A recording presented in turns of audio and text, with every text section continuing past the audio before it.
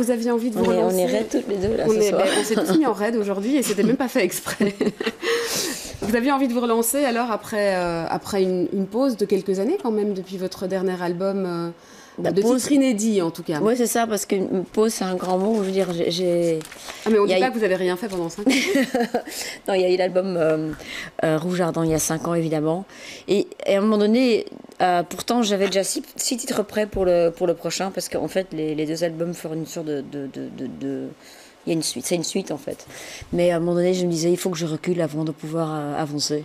Et donc j'ai fait cet album acoustique, on a fait plus de 200 concerts, entre autres aussi en Asie. Et j'avais besoin de regrouper des anciens titres que les gens connaissaient, mais aussi les titres qui me représentaient aussi, comme mes chansons engagées et tout ça. Et puis voilà, du coup j'étais prête. Je suis partie à Los Angeles pour faire ce nouvel album. Pourquoi Los Angeles justement? Mais en fait... en 2 semaines de temps, en fait mon homme avec qui je partage tout, la musique aussi depuis le début en fait. Et qui est votre et mon manager. Donc j'avais dit, écoute, trouve-moi le plan et je te suis, parce que cette fois-ci j'avais besoin de ça. Et en 2 semaines de temps, en fait, il avait organisé à ce que je travaille à Nashville, Memphis et Los Angeles. Et je voulais vraiment collaborer avec des gens. Et à Los Angeles, j'ai eu le sentiment de faire quelque chose de nouveau. Voilà, j'avais déjà souvent travaillé là-bas, mais plus soit pour des clips, des choses plus images, photos et tout ça, mais jamais pour la musique. Et du coup, en fait, j'ai travaillé avec des exilés, donc pas forcément des Américains.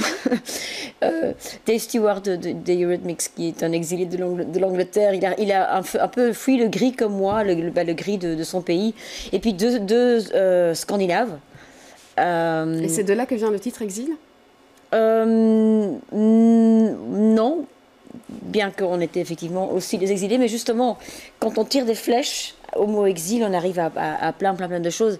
Mais l'album Rouge Ardent avait déjà ce thème, en fait. Je voulais raconter une histoire d'amour, mais comme pour que ce soit quand même une histoire un peu particulière, je m'étais inventé un amour d'enfance pur, idéaliste. Et lui qui part et qui s'exile, en fait, et elle qui reste. Ça pourrait être elle qui part et lui qui reste, mais... Et pourquoi, justement, alors aujourd'hui, venir avec ce titre Exil, dans un contexte où l'exil, évidemment, a pris une dimension importante. On en parle énormément, mais on en parle de manière politique.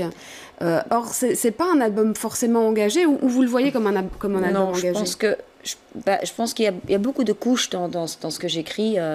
J'utilise des métaphores, j'utilise la poésie, mais il y a beaucoup de réfléchi là-dedans, mais c'est pas politique. Et vous parlez de quel exil, au fond? Vous avez parlé d'amour il y a une seconde, c'est lié à ça? En fait, j'ai pris le mot exil et je l'ai vraiment mis dans tous les contextes de notre histoire, dans tous les contextes de la vie, en fait. Et j'étais cherchée dans la mythologie, dans les contes de fées, dans l'actualité. Et en fait, par exemple, dans les mythologies, on parle souvent d'un moment donné un dieu qui part, et un jour on attend à ce qu'il revienne par l'océan, aussi bien chez la mythologie des Indiens que chez les aborigènes en Australie, et on attend qu'il apporte un changement.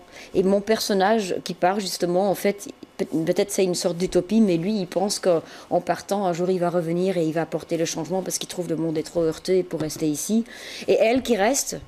elle pense qu'on peut changer les choses ici, parce qu'en fait j'ai vraiment traité le mot exil comme dans les contes de fées aussi. En fait, on voit toujours le mot fortuna, et il y a toujours un moment donné, souvent c'est l'homme, parce que pour la femme c'est trop dangereux de voyager, il fallait qu'elle se déguise en homme chez Shakespeare, mais en fait on voit souvent un personnage qui part à un moment donné chercher la fortuna.